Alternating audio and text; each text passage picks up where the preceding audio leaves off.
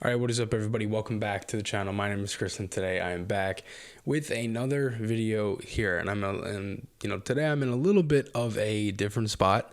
I got a new studio, and I'm going to be talking about that a little bit, and then I'll kind of get into the deal. So, essentially, I'm using a room that's at my aunt's house.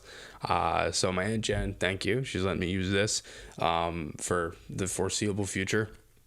For right now, and essentially I couldn't keep, like, again, as most people probably know or may not know, where I last was recording, that was in my room, where I sleep and everything else, and I couldn't keep doing it anymore. Like, I didn't have any room to live, essentially, and everything was cluttered and clogged, and I had literally no room to do like anything else besides make a video.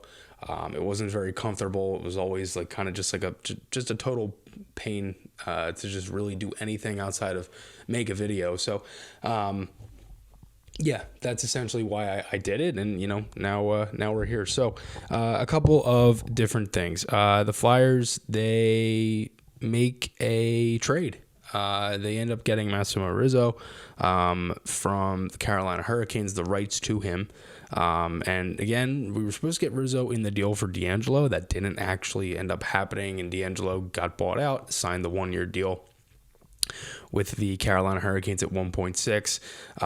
But the Flyers have acquired the rights to Massimo Rizzo and Carolina's own 5th-round selection in the 2025 NHL Draft in exchange for the rights to forward David Kasha, according to general manager Danny Briere.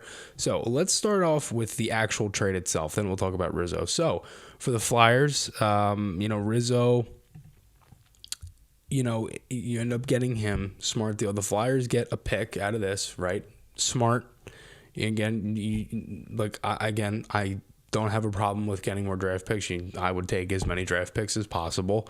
In the case of Kasha, a guy who hasn't been in our organization since 2020-21, played 19 games with the Phantoms that year and 1 game with the Flyers. Past 2 years, he's played in Sparta Praha in Czech. I definitely butchered that, and everybody probably knows by now I'm not that great with pronunciation. But anyway, again, he only played 7 games total in the NHL with 6 in 1920, and then the 1 game in 2021, like I just mentioned. So, we have his NHL rights, obviously, as we trade them in this deal, but I don't think, Kasha was going to make any sort of big improvement or end up making, our roster or anything like that. He just never seemed to be in the cards. Like, every time something like that happened, we always had too many wingers. There was somebody right there that was maybe a little bit better that could have came in. It just never really worked out here. So the Flyers move out a guy that, wasn't really going to be on our team, and you end up getting rid of his rights. You also get a pick back. It's a smart deal overall. As for Rizzo, who's 22 years old, last year he led University of Denver in points with 46 in 38 games, had 17 goals, 29 assists. He was plus 24, had 5 power play goals, 2 game winners, and also only took 7 penalties.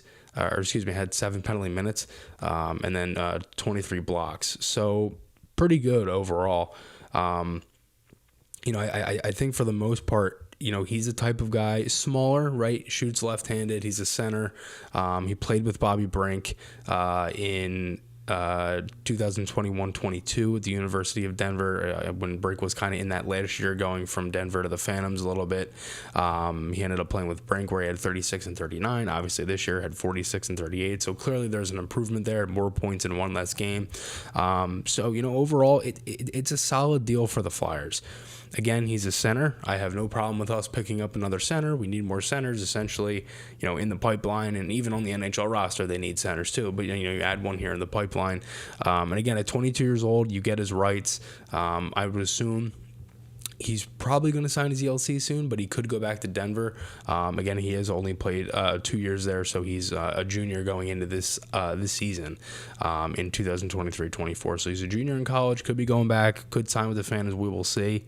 But he was an all-star last year to the West second team, the all NCHC first team, and it was a finalist for the NCHC Forward of the Year, and was also named Forward of the Week twice last year on the week of January 9th and February 13th. So again, really good season for him overall.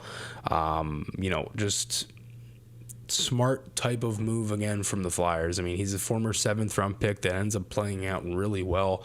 It also kind of shows you how good Carolina is at drafting with some of these guys. I mean, they've had a lot of good players come up later in rounds and stuff if you actually really go through and kind of sit there and look at it. But this is another one that the Flyers are able to pick up, and smart deal. I mean, really smart deal overall. And, these are the type of moves that the Flyers are going to have to continue to keep making, because, again, for a guy like Rizzo, and where the Flyers are at, it makes a lot of sense. He's a guy that played with someone that, we already have, and is one of our better prospects.